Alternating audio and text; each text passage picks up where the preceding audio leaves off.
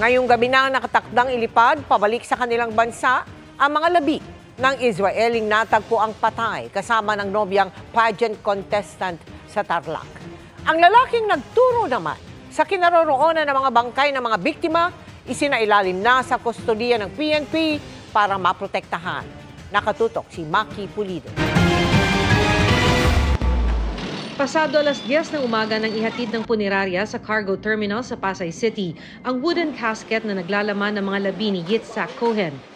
Ang Israeling natagpo ang patay kasama ng kanyang nobyang si Geneva Lopez sa Kapas Tarlac. Kinarga yan sa eroplano para ilipad ngayong gabi sa Tel Aviv. Ngayong gabi rin daw ang lipad pa Israel ng kapatid ni Cohen. Wala siyang advice na gagalawin. Basta naka-wrap up siya sa cadaver bag, tapos placed inside the wooden casket, and then inside the crate and ceiling, nakasealed siya kung ano yung requirement ng airline. Nasa kustodiya pa rin ng pulisya ang 3 suspect sa pagpaslang sa magkasintahan. Ang dating pulis na si Michael Angelo Giyang na lumalabas sa investigasyon na mastermind. Kasama naman niyang nagplano ang kapwa-pulis na si Romel Abuzo at sibilyang si Jeffrey Santos.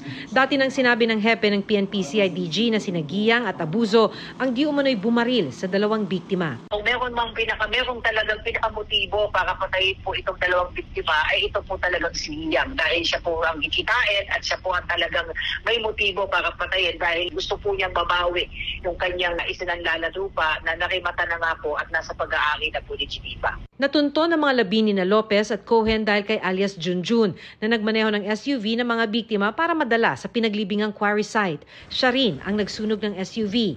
Sa kahilingan ni Junjun, nilagay siya sa kustodiya ng mga pulis para mabigyan ng proteksyon. Pagsakay na po niya doon sa SUV ay nagulat siya na may 2 bangkay na po. At sa tabi po ng drivers ay nandun po yung babae at sa likod naman po ay nandun ang lalaki at hindi niya kilala itong mga ito dahil according to him ay nakabalot po yung kanilang mga mukha. Kahit natatakot po siya ay dinarive pa rin po niya yon. Nakilala lang umano ni alias Junjun ang mga suspect noong June 21 sa mismong araw na pinatay ang mga biktima. Ipinakilala siya sa mga suspect ni alias Dondon dahil naghahanap daw ng mekaniko ang mga suspect. A voluntary surrender also, but pinili po niyang umuwi, anytime daw po siya na kailangan ay makikipag-cooperate po siya. 3 persons of interest pa ang hinahanap ng PNP. 2 rito kasama umano sa pagplano ng krimen. Ang isa naman ang naghukay sa pinaglibingan sa mga labi ni na Lopez at Cohen batay sa salaysay ni alias Junjun. Sinasabi po niya na pagdating po nila doon ay may nag-aantay na po doon, hindi niya po kilala yon at kung sino po yung POI na yan, kung makikita po niya ito ay makikilala po niya. Samantala, nakatakda naman sa Biyernes ang libing ni Geneva. Ayon sa legal counsel ng pamilya Lopez na si Attorney John Lacanlale, pagkatapos daw nito ay aasikasuhin na ng mga naiwang kaanak ang investigasyon at pagsampa ng kaso. Para sa GMA Integrated News, Maki Pulido, Nakatuto, 24 Oras.